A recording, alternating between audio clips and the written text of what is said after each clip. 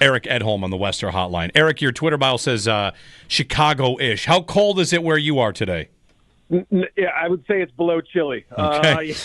Below chilly. I was sitting in my garage, not even outside. I was sitting there and trying to decide how long do I have to sit here to warm up in my car before I walk back inside. That's how cold it is. Yeah, it's brutal. It's the winter of NFL offseason, franchise tags, and when the temperature drops below 1 degree, I mean it's pretty tough. Eric Edholm, NFL.com, joining us on the Western Hotline. Jeremy and Joe. All right, Eric, welcome to the offseason. You know, what do you see as a big picture kind of story for this year's NFL offseason, if anything? Quarterback movement could be a big part of this with Darnold and Rodgers and maybe even Matthew Stafford. I mean, we could see some pretty big names on the move.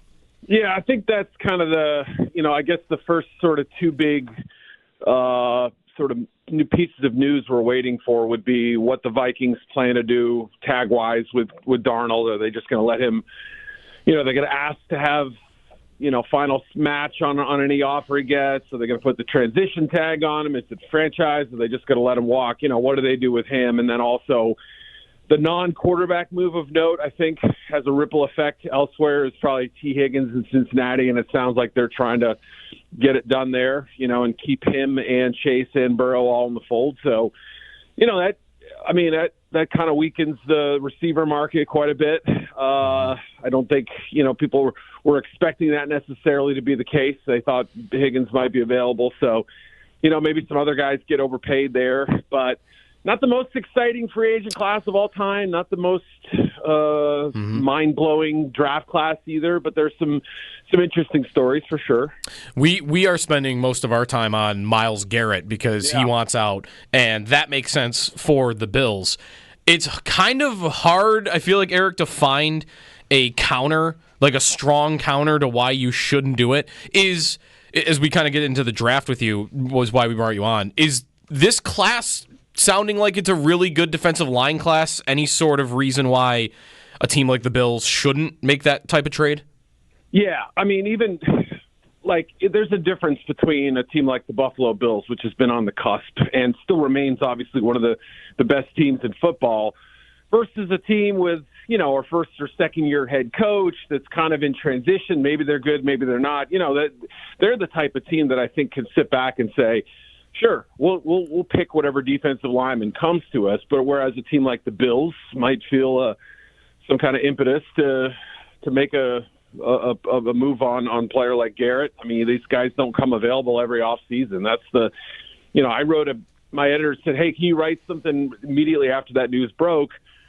What teams might be interested in him? I was like, do I just list all 31? I mean, because there's not a team that couldn't use him, obviously, but you have the Washington Commanders type team, the Detroit Lions type organization, and then you have a Bills team that's even more established than those two have been, that are seemingly in contention and need defensive help. So I guess the counter argument would be the price might be pretty high, and right now Cleveland has not said they're making them available. So you can't count on that being the case. Yeah, the Browns are in such a interesting spot there because the quarterback situation has them in a mess, and he wants out.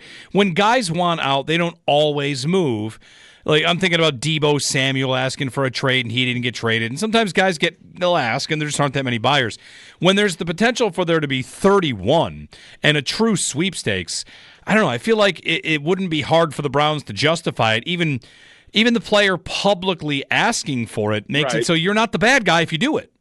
Yeah, I mean, there's so many layers to this thing, as you said. Like, what happens with Watson is going to affect what happens with Garrett. I mean, there's no other way to say it because their salary cap situation is so bad.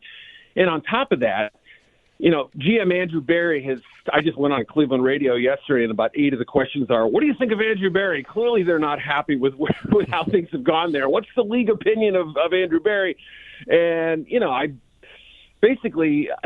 I came to the conclusion that, look, if you trade the best player that you have in your organization, you better get something back pretty fierce. I mean, you better cash in on that offer and take advantage of the fact that there are likely going to be multiple suitors. This is like a real estate game where, you hope that 4 teams at least come bidding in pretty high. And obviously for teams like the Lions and Commanders and Bills and whoever else might be picking towards the end of round one, if there's a team higher up with a better draft pick that comes in and says, sure, we'll give you our first plus X, Y, or whatever, that's going to be a tough one for those teams to match unless they're willing to use future picks or deplete this year's crop. So, for Cleveland's perspective, they have so many issues right now. I think it's going to be awfully hard once they see those offers start rolling in, or if they have already, to turn them down because, they're underwater salary-wise, and the quarterback situation isn't clearing itself up, by magic. Just to round that out on the Browns, because I think they're super interesting too. Are you a fan of any quarterback that they could get their hands on at the second pick? I like Cam Ward. I think he could be a good player in this league, but it's almost like the Jalen Hurts argument a little bit in that you're going to have to really tailor your offense to him. And again, the guy who just won the Super Bowl, I'm not saying he's, not capable of doing that. Of course he is. But I just feel like it's going to be a process, and you have to sort of be willing to be patient with him. I don't know that I would give him a true first-round grade. I think he's going to end up being like my 15th overall player in this year's class, something like 12 to 18. I think he would have been in the same debate as that second trio of quarterbacks, after Williams, Daniels, and May went. You had Bo Nix, Penix, McCarthy, all were debated to different degrees. Some people had second-round grades on those guys. I think it's going to be the same with Ward and Shedeur Sanders for that matter. I don't know that a lot of teams are going to stamp top 10 grades on it. It doesn't mean they can't go number 2. Absolutely could. I think Bo Nix got a ton of second-round grades from teams last year or day 2. So I could see that happening again. But, yeah, they probably have to go the draft route, but it's not the best year to do that. Eric Edholm, NFL.com, draft analyst with us on the Wester Hotline. To the Bills, we kind of entered into these with, the defensive line class. Would you have agreed with my understanding of the kind of the early process here of the draft that it is a strong defensive line class, and that if the Bills don't make like a Garrett trade and that's what they want to do, that there's going to be a very good player available to them? I think that's the best sort of fallback plan, is that if they do somehow, obviously somehow, but if they don't end up getting that type of piece, you feel pretty good about the idea that either one of those defensive tackles, it's a really deep group there, or one of those pass rushers should be available. Now, Abdul Carter's gone. I think Mike Green from Marshall did enough at the Senior Bowl to probably push him into that top 20, possibly even top 15 range.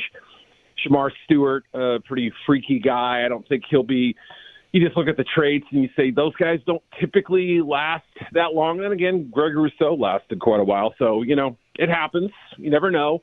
I think that Rousseau year was similar in that there were a lot of different types of defensive linemen in that class. And, I think that kind of fits this year. You have some quicker, smaller pass rushers like Donovan Ezriaku and Mike Green.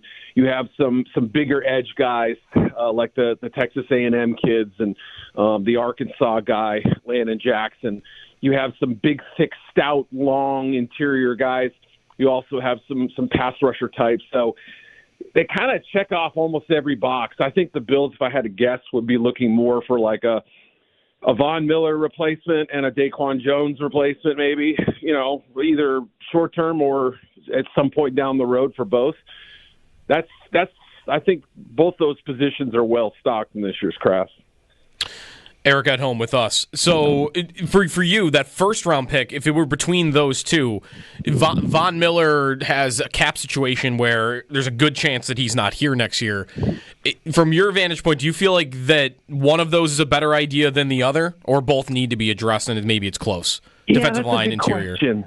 You have to think also 2 and 3 dimensionally on this. Or the draft people do, and that's what Brandon and his staff have to decide is that.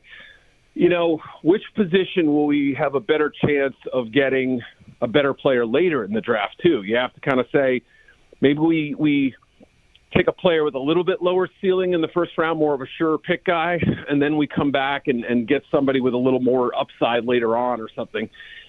If I had to guess between the two spots, That's a tough one, actually, now that I think about it.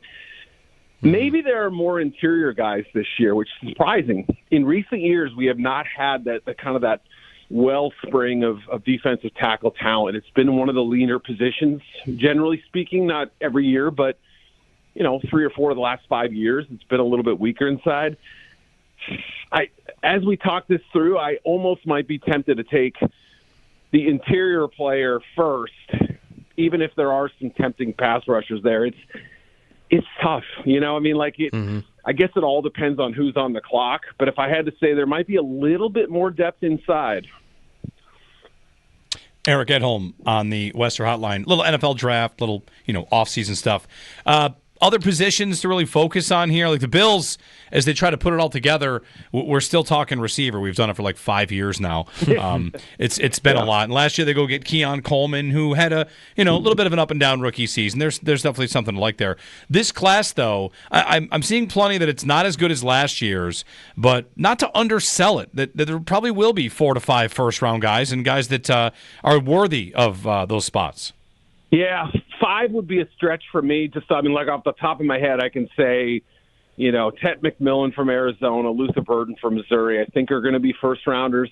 Matthew Golden from Texas has kind of gotten a late season boost. The 4 playoff games, he was outstanding. Personally, I think he's a second round pick. If I had to that's me talking, but some people in the league think a little more highly of him. So, he's certainly a candidate.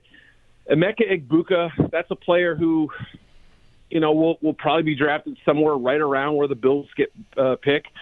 We obviously know what happened last year. You have the opportunity to draft a speed receiver. That's not who he is, but he's pretty darn good. I see a lot of number 2s in this draft.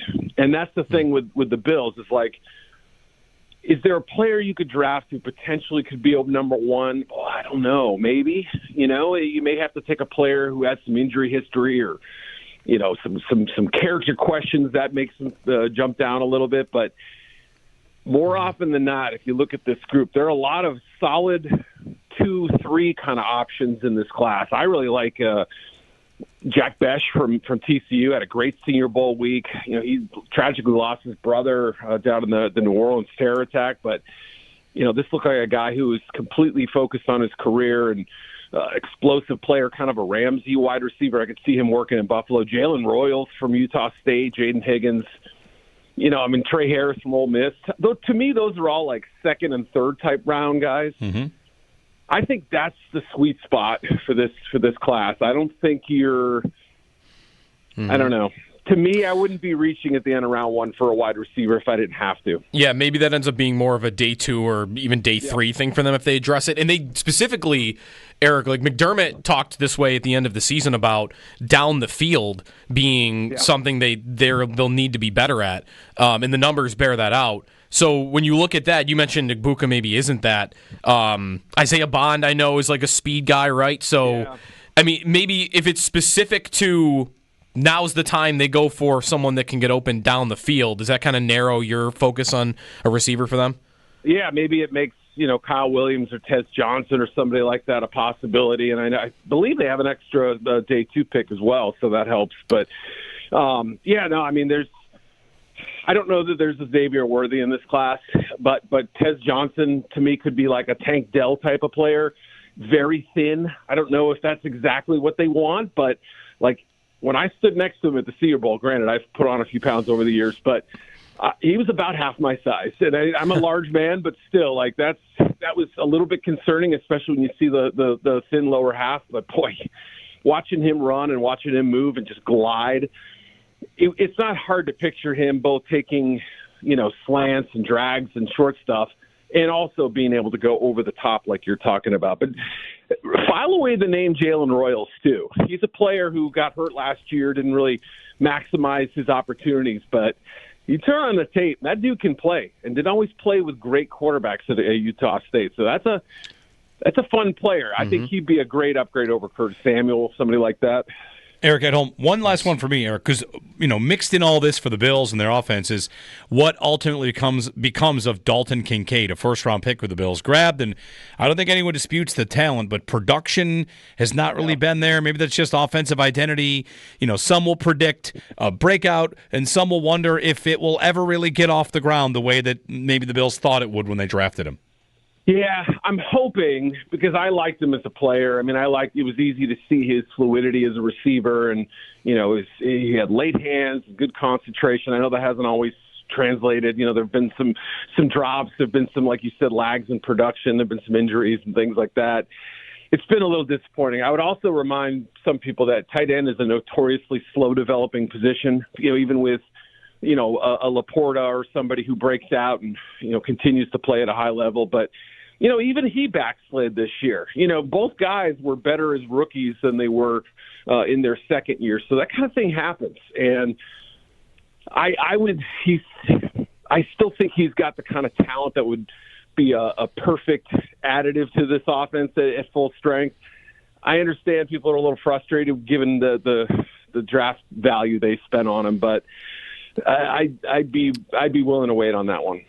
To wrap here, Eric, I'm sure the question you might get the most this spring, what is Travis Hunter going to be in the NFL? And really, my other question is he, in your opinion, a top 5 prospect in all of these places because he does both so well? Or do you think, like, if he was just a corner, he would, right now we knew just a corner, he'd still be a top 5 pick? Great question, and that's really what you have to decide. Like, there's no doubting that what Travis Hunter did in college is nothing of this era and nothing of almost any era, right? I mean, to play at the level he did, there's something special about him that's undeniable. I think he's an elite competitor. You look at the frame and you say it's a little lean, it's thin. Some people would take that to be, okay, let's make him a corner because he's got pretty good length. He's matched up against some really good receivers and held his own. Let's make him a corner, and then we'll build a package of plays for him offensively. I did speak to one team earlier in the year. I'd be curious. I have to sort of circle back with them. I don't know how they feel now, but who had the opposite approach, who said, if I'm using a top 5 pick on him, I'm probably making him a wide receiver and then kind of cross-training him in red zone defense, sort of 2-minute, maybe you have some – you could play him 20 snaps a game as a dime defender or whatever.